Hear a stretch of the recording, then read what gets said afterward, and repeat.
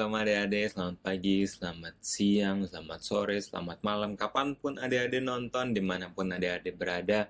Puji syukur pada Tuhan jika hari ini kita bisa bertemu kembali, terlebih khusus jika pada saat ini kita akan kembali mendengarkan firman Tuhan. Hari ini judul firman Tuhannya adalah Lalang dan Gandum. Lalang dan Gandum. Sekarang bisa dibuka Alkitabnya masing-masing. Kita buka di Matius 13 ayat 24 sampai 30. Yuk sama-sama kita lihat Matius 13 ayat 24 sampai 30. Situ judulnya perumpamaan tentang lalang di antara gandum. Kak Joshua bacain ya. Yesus membentangkan suatu perumpamaan lain lagi kepada mereka, katanya, hal kerajaan sorga itu seumpama orang yang menaburkan benih yang baik di ladangnya. Tapi pada waktu semua orang tidur, datanglah musuhnya menaburkan benih lalang di antara gandum itu lalu pergi.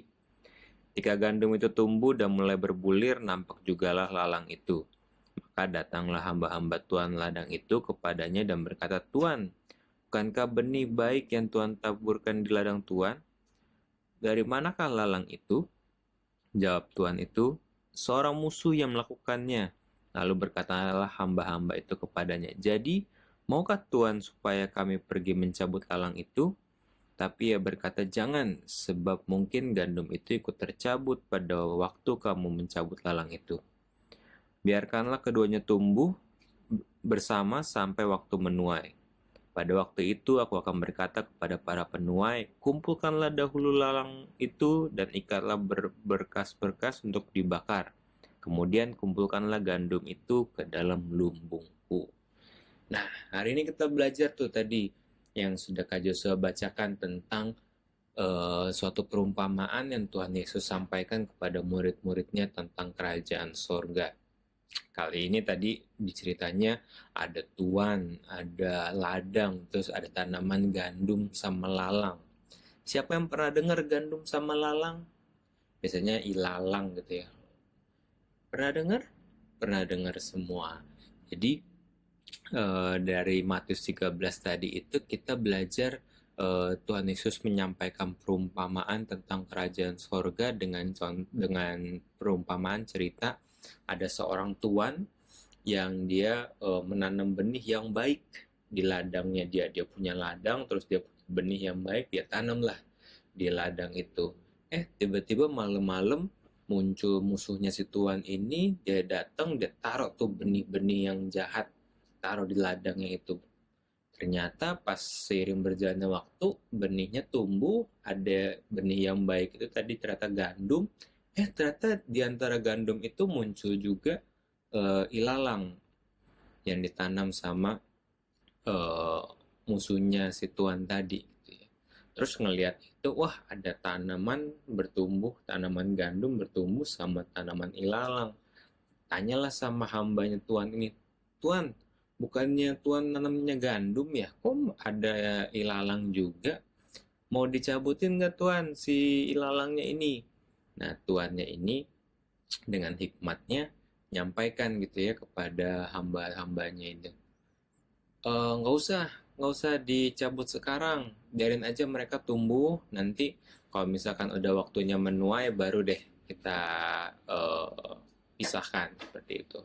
Kira tiba di waktu penuaian, terus ya udah pada dewasa semua, sudah pada besar semua tanamannya, baru deh dipisahin, mulai lebih kelihatan, oh mana yang ilalang, mana yang gandum. Terus yang ilalang dikumpulin, diikat, terus dibakar, dan yang gandum akhirnya dituai, terus ditaruh dalam lumbungnya si tuan ladang tadi. Kalau misalkan tadi kita baca Alkitabnya, kalau misalkan adik-adik baca di ayat-ayat yang lebih di bawah lagi, di ayat 36 itu disampaikan juga, ditulisin juga tentang Tuhan Yesus menjelaskan apa sih arti dari perumpamaan itu. Nah, seperti yang adik-adik bisa lihat, di situ disampaikan kalau misalkan arti dari perumpamannya itu adalah tadi Tuhan itu disampaikan sebagai Tuhan Yesus. Terus benih gandum itu tadi disampaikan di Matius 13 ayat 36 sampai seterusnya, itu disampaikan kalau benih gandum itu adalah anak-anak Tuhan. Tapi kalau misalkan benih yang lalang yang ditanam sama musuhnya itu adalah kejahatan. Musuhnya udah pasti iblis ya. Terus tadi disampaikan bahwa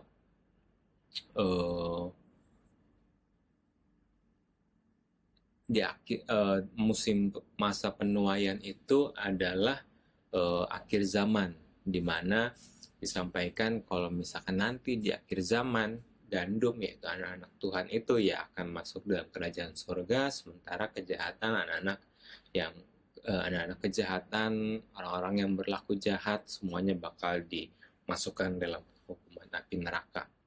Nah, Kak Joshua, apa nih yang kita bisa pelajarin buat adik-adik, buat Kak Joshua, buat semua yang nonton video kita pada saat hari ini?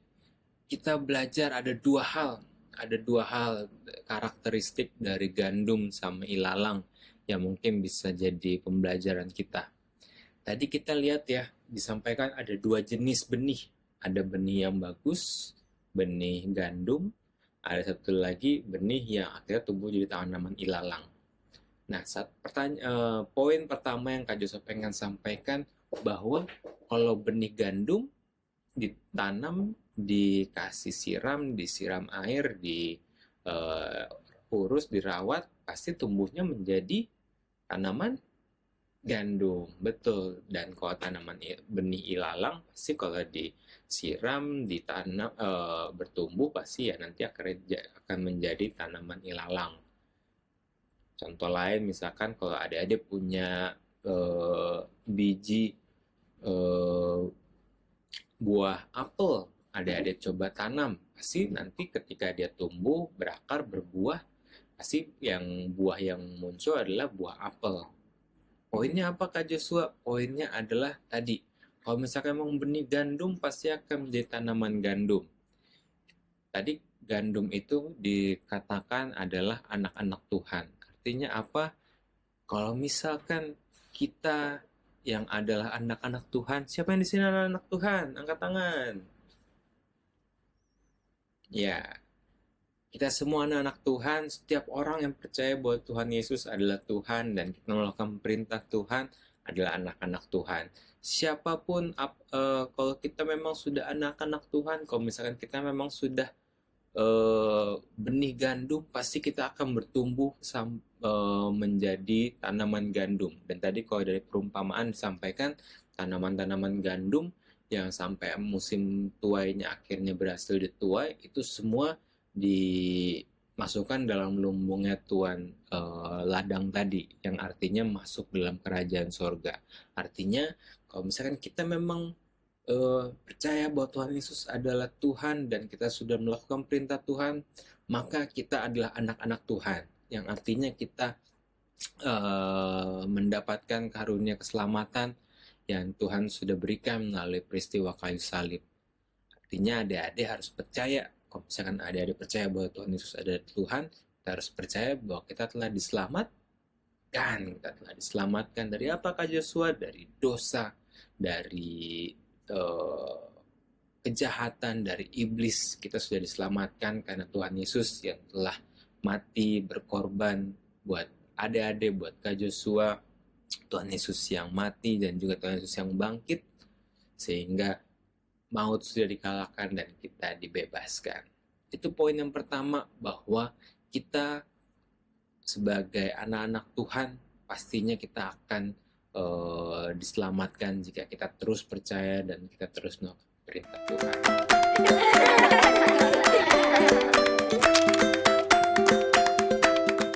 Poin yang kedua, apa nih yang kita bisa pelajarin dari karakteristik, dari ciri, dari sifat tanaman gandum dan ilalang ini?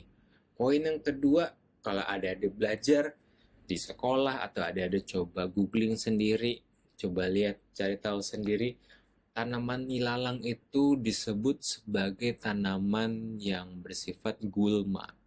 Gulma itu apa Kak Joshua? Gulma itu artinya tanaman itu keberadaannya tuh bisa membawa kerugian, bisa membawa hal yang tidak baik buat pertumbuhan taman di sekitarnya.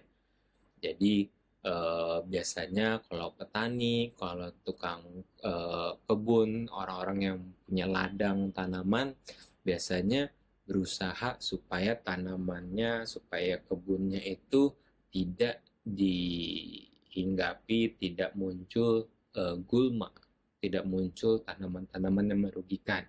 Salah satunya adalah ilalang ini.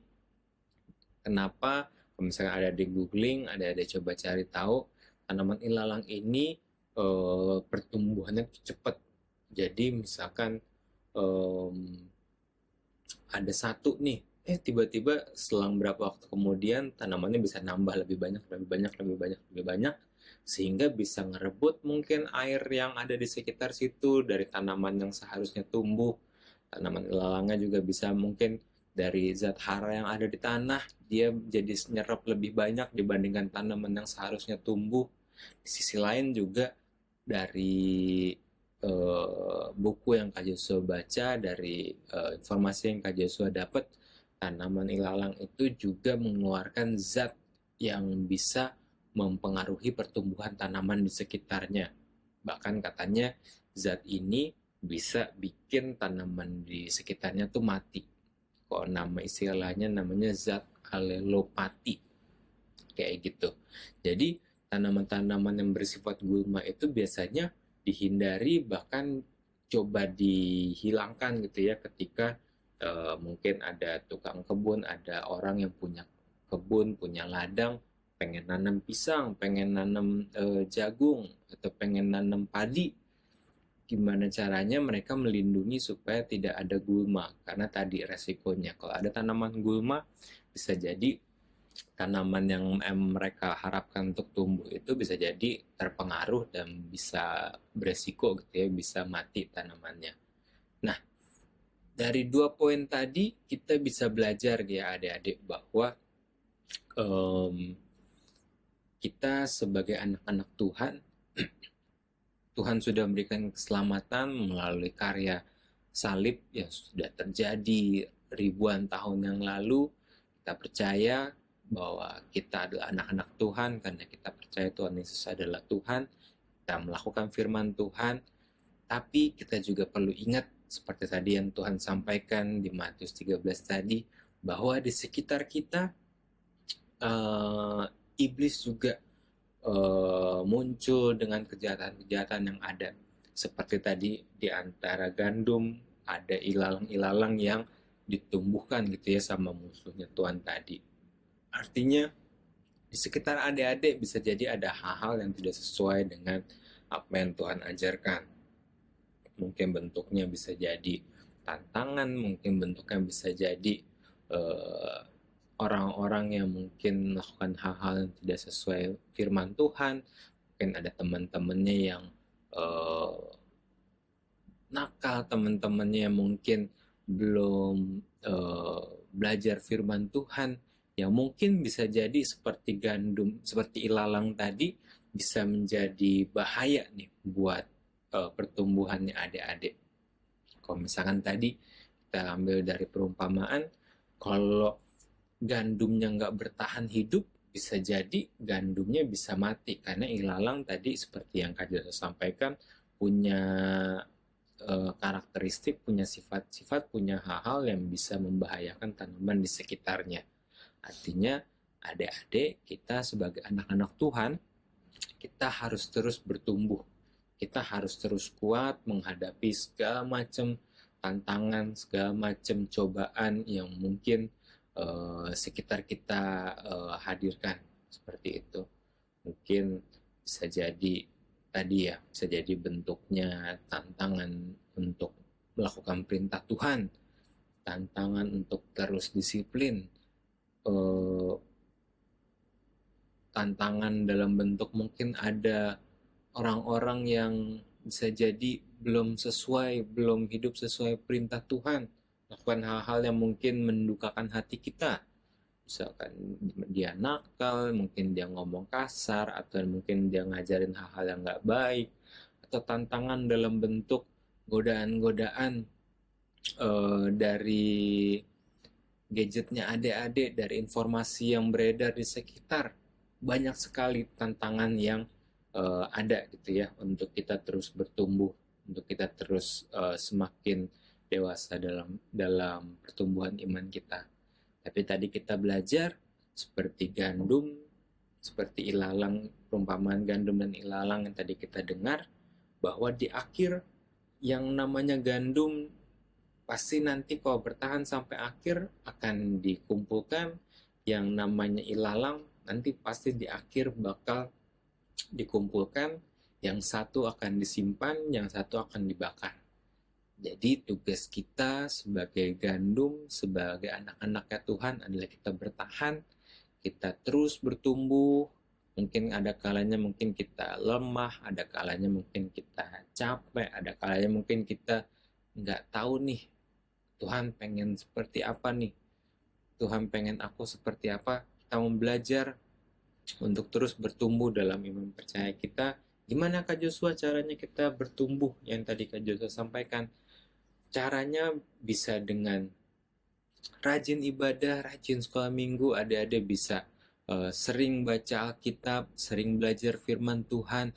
Adik-adik ikutin ibadah-ibadah yang ada, adik-adik rajin berdoa. Adik-adik juga yang pasti nggak cuma belajar firman Tuhan, tapi belajar juga melakukan apa yang diperintahkan di firman Tuhan-nya. Kalau misalkan belajar kemarin, belajar harus percaya kepada Tuhan. Kalau misalkan takut, ingat bahwa Tuhan Yesus Maha Kuasa. Atau kalau misalkan kemarin belajar, jangan membalas kejahatan dengan kejahatan. Adik-adik juga mau belajar melakukannya, karena Tuhan Yesus memerintahkan kita untuk kita hidup sesuai dengan perintah Tuhan.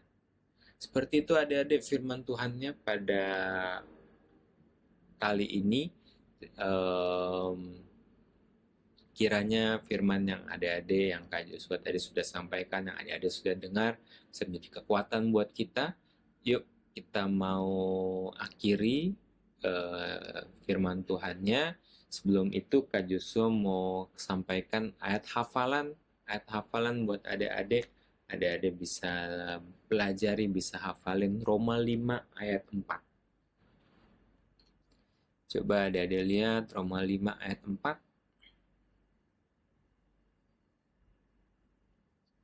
Roma 5 ayat 4, dan ketekunan menimbulkan tahan uji, dan tahan uji menimbulkan pengharapan. Jadi kita harus tekun dalam kita percaya kepada Tuhan, dalam kita bertumbuh dalam iman percaya kita.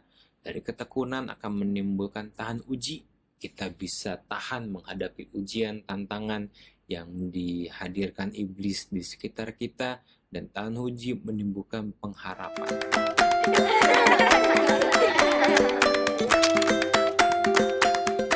Demikianlah firman Tuhan kita pada kali ini. Yuk sama-sama Kak Joshua kita mau bersatu dalam doa. Tuhan Yesus, terima kasih buat penyertaan Tuhan. Terima kasih buat firman yang kami bisa dengar, kami bisa pelajari pada saat ini ya Tuhan. Biarlah seperti